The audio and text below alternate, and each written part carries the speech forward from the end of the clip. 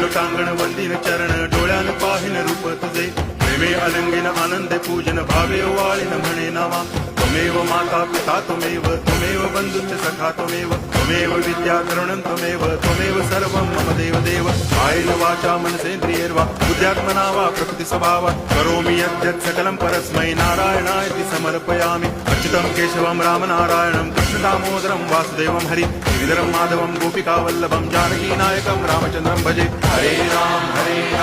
Ram Ram Hare Hare Hare Krishna